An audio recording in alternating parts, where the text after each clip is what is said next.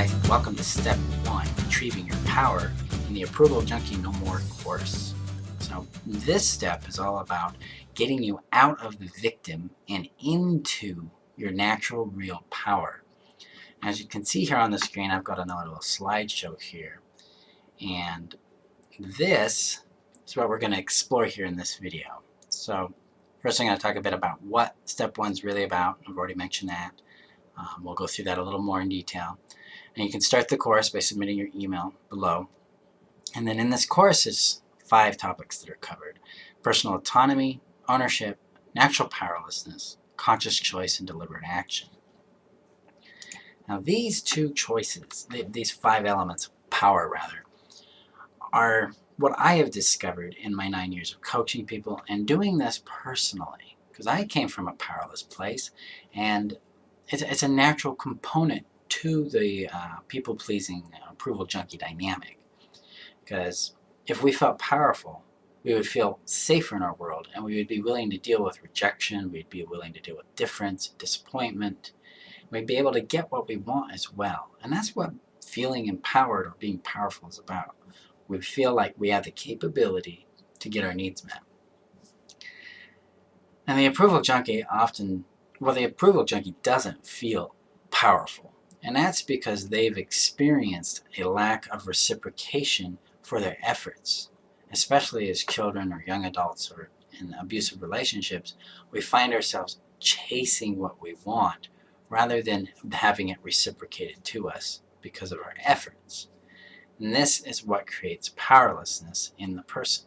So if I was a child and I'm trying to get my mom's love and attention, and she keeps dismissing me or punishing me or ignoring me, or is just simply not responding to my bids for connection, I'm going to begin to feel inept, incapable, because there's nothing I can do. I've tried a lot of different things. Maybe I tried to make her happy. Maybe I cleaned the house. Maybe I made her favorite food, or I was a really good boy, got really good grades. These things aren't actively yielding any kind of response, then I'm going to feel really powerless. As well as just asking, because most kids aren't going to do those things initially. They're going to come up and they're going to say, I want some love, or they're going to be around you, they're going to touch you, they're going to want attention. Well, that's what we do as children. We wanted love, we wanted attention, we wanted belonging, and it wasn't reciprocated. And that begins to lead us to feel like we aren't valuable, there's something wrong with us. And then we start to try to get that from them through these other behaviors. And when they fail to work effectively or predictably, we begin to feel powerless in our world. And that's why I start here, because the powerlessness is rooted in the idea that we, or who we are, is naturally incapable, can't make it happen. Additionally to this is the struggle that comes in when we see ourselves as a victim. And the victim is going to be one of the most challenging aspects for you in this journey to move out of. Because victims are all naturally powerless, because everything's happening to them. They don't realize that there's a cause and effect relationship between their behaviors and what other people are doing a lot of the times. Not all the time, but a lot of the times. The only exceptions to that are abuse. We don't earn abuse by our behaviors. Abuse is an attempt to control supply by someone who is unhealthy, by the abuser, namely. And so we're not accountable for their behavior in any way. We're never accountable for anybody's behavior.